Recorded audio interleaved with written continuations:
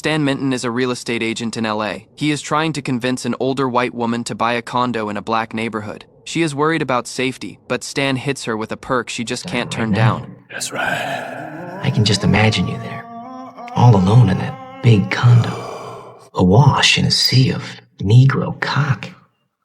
I'll take it. But right when she is about to sign, cops rush in and arrest Stan for fraud. Sign it, you white Jezebel! I'll call Mal! You guys are gonna regret this. Call my attorney. In court, he gets hit with first-degree fraud charges. He is found guilty and is now facing a minimum of 3 years in prison. Out of options, Stan even asks his lawyer to bribe the judge. The lawyer says no. The next day in court, the lawyer does everything he can. The best he can get is a delay, 6 months if they fake a charity event. The guilty verdict stays. The lawyer tells Stan to run to Brazil and never come back, but his assets are frozen so he can't leave the country. That night, Stan and Mindy meet at a restaurant. They fight about how to spend their last 6 months together. Mindy suggests having a baby so she won't be alone when he is gone. Stan shoots it down, saying if something goes wrong, the kid could end up in foster care. He starts lecturing her and the vibe gets real bad. Mindy storms out. To clear his head, Stan goes for a drive, then hits a bar. He spots a guy with tattoos and asks if he has ever done time. Turns out he is right. The guy's been inside. Stan pulls out $100 and starts asking about prison life. The man paints a dark picture. In his words, prison is just wall-to-wall violence. Stan starts worrying about his own safety. He asks the guy if someone like him would be a target. I'd probably rape you. You'd rape me? Yeah. Stan realizes his fears might be legit. He is terrified of getting assaulted, so he asks what he can do. The guy says join a gang inside, Nazis, white supremacists, or race-based crews. Stan thinks that is a solid plan to protect his own ass. He is willing to play racist for a few years. Then the man says something that sinks Stan's heart all over again. Did he want to be raped by the other Nazis? Raped by Nazis? No way! Stan panics and asks if there is any way to not get violated, because to him that would be worse than getting killed. When the guy hears that, he drops a wild suggestion. He tells Stan to kill someone. That is the fastest way to build respect. You might as well buy a welcome mat and strap it to your asshole. Say I'm open for business. This conversation shakes Stan to his core. He races home freaking out. Mindy finds him outside screaming about how he is about to get raped in prison. The next morning, Stan wakes up in a panic from a nightmare where he got assaulted. He tries to find comfort in Mindy's arms. Mindy reminds him he is still going to prison, but tells him he'll find a way to get through it. Stan decides he has got 6 months to turn himself into a stone cold badass. He throws out his old stuff, sets a brutal routine, and works out every day. He even gets a tattoo on his butt to make himself less appealing to predators. But he is still not sure he can hold the line. He worries he might not make it out with his dignity intact, so he decides to give his first time to his wife. It goes about as terribly as you'd expect. He takes karate classes to learn self-defense, but he gets impatient with the basics real fast. He questions the instructor's methods. Eventually, he picks a fight with another student and gets his ass kicked. After getting kicked out of the dojo for causing trouble, Stan hits rock bottom. Then he meets a strange old man everyone calls Master. The Master punches a stone wall and shatters it with one bare fist. Stan is instantly hyped. He is convinced this guy can help him protect himself in prison, so he invites the Master to move in. Mindy is absolutely furious. On day 1, the old man starts a completely insane training regimen. He wakes Stan up at 5 in the morning by throwing animal blood and liver in his face. Then he makes him eat that liver. After that, under the Master's orders, Mindy has to blend cow pancreas and horse pancreas into smoothies. At night, the Master beats Stan with a burning stick. Then he hangs him from the ceiling. Stan's lunch becomes a live scorpion. Mindy hits her limit with the Master's smoking and crazy demands. Stan swears that once he is back from prison, things will go back to normal. Just the two of them, cuddling up, reading books. That calms Mindy down for a bit. Then Stan ruins everything with a stupid idea. One night, he stages a fake home invasion. He acts like a gang of men broke in to assault Mindy. Terrified, she runs into his arms. Then Stan reveals it was all just a prank. He says he did it to make her understand his fear. Once Mindy realizes it was all an act, she completely loses it. She packs her bags and leaves. The Master, on the other hand, is overjoyed. He believes now there will be 0 distractions in Stan's training. The next 5 months, Stan's training gets more and more intense. After all kinds of brutal conditioning, his progress is shocking. In the final test, he goes toe-to-toe with the Master to a draw. Stan celebrates with the Master, who praises his growth. Then the Master casually mentions there was another student before Stan. That guy used what he learned not to protect himself, but to do terrible things. Stan doesn't press for details. He has got bigger things on his mind. He walks right back into the dojo that kicked him out. He finds Coach Joe and calls him out. Coach Joe thinks the guy has lost his mind. He decides to beat this kid down just like old times. But Stan is not the same weak guy anymore. After a short exchange, Stan puts him on the ground. Revenge is served. It is a sign that Stan is now a hardened fighter, fully ready for what is coming. It is time for Stan to report to prison. His coach and lawyer escort him to the courthouse. Mindy watches from a distance. After sentencing, Stan is cuffed and put on the bus to prison. Right next to him is an extremely creepy skinhead. The guy starts messing with him. Stan fires right back without flinching. The bus rolls into the notorious Oaksburg prison. Warden Gasque greets the inmates. He introduces himself, then lays out the one big rule. As long as you don't touch him or his guards, you are free to do whatever you want to each other. Before heading in, there is the cavity search. The men are forced to strip and stand in a row, waiting for the guards. Most guys just take it, but Stan's modified backside makes the guard back off.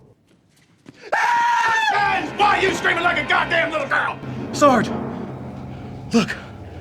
Sweet Jesus. It's like an alien, staring into my soul. He gets assigned to a cell and meets his white-haired cellmate, Larry. Stan orders Larry to take the bottom bunk. When Larry hesitates, Stan doesn't hold back. Larry didn't expect the new guy to be this much of a savage. He quietly takes the bottom bunk.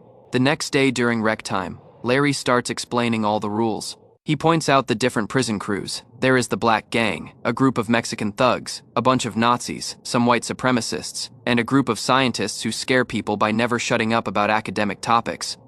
Larry warns Stan that the most dangerous guy in the yard is a bully named Raymond. Stan wants to make a statement. He decides to go after Raymond. Raymond is in the middle of messing with some new guy. Stan interrupts, and Raymond gets furious and attacks him. A whole crowd of black inmates circles around. Stan boldly uses the self-defense moves he learned from the Master and takes Raymond down fast. The win catches the attention of a Nazi leader named Patterson. He invites Stan to join his crew. Stan shocks everyone by taking Patterson down too. Some niggas are gonna tear you. Then Stan gets surrounded by a group of African-American inmates. They're angry about the fight with Raymond. To ease the tension, Stan jokes that he is also black. Nobody laughs. The leader orders his guys to attack. Another brawl breaks out, and Stan puts them all down. One by one, Stan topples the shot, callers who have run this prison for years. Everyone is stunned by this newcomer's power. The warden watches from a distance. Stan catches his attention. Gasque decides he wants to have a real conversation. Because of all this, the other inmates are terrified of Stan. They start calling him Big Stan and clear out when they see him coming. Robbie, the young inmate Stan saved from Raymond, comes over to thank him. Stan brushes it off, insisting he only fights for himself. After a meal, the warden calls Stan to his office. He treats him real nice and drops a key piece of information. He admits he pulled strings to get Stan into this specific prison. His goal is to make Stan design a luxury villa for him. Stan is more than happy to do it, especially since the warden offers him a deal he absolutely can't refuse. How would you like to be out of here in a year? Wardens have a great deal of discretion granting early parole. The system is corrupt. Me likey.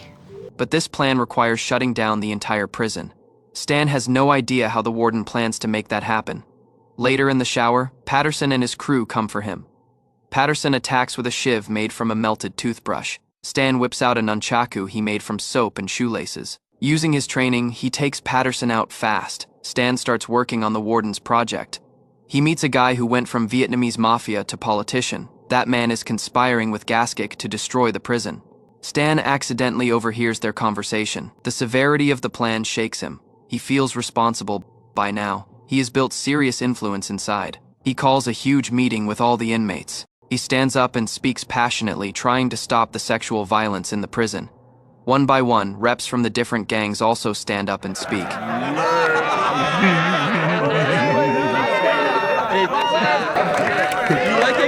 You two have fun. But wear protection. The whole atmosphere inside the prison starts changing. It almost gets friendly. A bunch of inmates choose to join Stan's crew voluntarily. The warden sees all of this. When he finds out the inmates are making peace and not fighting anymore, he is furious. At that very moment, Stan is enjoying some alone time with Mindy. They've had a lot of problems. But after Stan sent Mindy a heartfelt apology letter, all that drama faded away. The warden sends someone to drag Stan in for a talk. He lays out his full plan. Some prisoners find a way to smuggle weapons into the yard. My men are forced to shoot into the yard in order to end the melee. He threatens that if Stan doesn't do exactly what he says, the guy standing next to him will kill him. Stan talks to his lawyer, who advises him to just go along with Gasque for now. Stan finally agrees. He tells the inmates their problems are none of his business anymore and tells them to go back to the old ways. The harmony he built crumbles instantly as the fighting starts again. Robbie is devastated. He finds Stan in the mess hall and tries to talk some sense into him. Instead of listening, Stan roughly knocks the tray out of Robbie's hands and tells him to get lost. Even his cellmate Larry is visibly let down. When Larry tries to walk away, Stan blocks him. He whispers a warning to stay away from the metal fence at noon. Stan realizes he is being forced into a corner, so he lets the other inmates in on what is happening. Together, they start working on a counterplan. Warden Gasque sets up a meeting for Stan with the parole board to discuss an early release. While Stan distracts the board, Gasque leads a prison council on a facility tour, getting ready to execute his plan. At noon, a violent scheme is supposed to go down. Someone stirs up a riot near the fence. The goal is to make the guards react with lethal force, which would justify shutting down the prison. Once Stan knows all this, he decides to blow his chance at early release on purpose. In front of the parole board, he intentionally acts like a total monster, making sure they don't let him go. He needs to get out of there and warn the inmates to stay away from the fence. Oh, let me see that. Oh, that's sexy. Oh, let me see that. Oh, just let me touch one of them. Just let me touch one of them. Can I? Please? Parole denied! Take him back to his cell. Just as expected, parole is denied. He is sent back into the prison. He knocks out a guard and sprints towards the other inmates. Then D blocks his path. D reveals that he was also trained by the Master. A brutal fight breaks out. At first, D has the upper hand with superior technique, knocking Stan down multiple times. He even tries to rape Stan. That sparks a fire in Stan. Relying on pure instinct and his training, he fights back with everything he has got. He finally drops D and keeps pushing towards the yard. When Stan gets there, inmates are already massed near the fence. They're geared up, looking ready for war. The guards are about to open fire. Tension is at its absolute peak. Then suddenly, all the inmates break into a perfectly choreographed dance routine. It is set to an upbeat Mexican song. The unexpected performance leaves everyone in shock. Gasque loses his mind with rage. He grabs a rifle and starts shooting into the crowd. The board members witness his insane meltdown and immediately move to take him down. Gasque tries to get revenge on Stan and aims the gun right at him. Out of nowhere, Mindy shows up and saves him. Turns out, Mindy spent those past 6 months training with the Master too. She learned all kinds of combat skills. Thanks to her new abilities, she protects Stan from Gasque. The story jumps 3 years into the future. Stan finishes his sentence and is finally going home. The inmates gather to see him off. Even his old rival Patterson shows up. He lifts his shirt to reveal a tattoo of Stan's face on his stomach as a sign of respect. It is a tribute to the man who changed the prison. Outside, Mindy and the Master are waiting to pick Stan up. Stan is surprised and thrilled. Mindy introduces their 3-year-old daughter to him. This moment symbolizes their reunion and the start of a new, hopeful chapter as a family.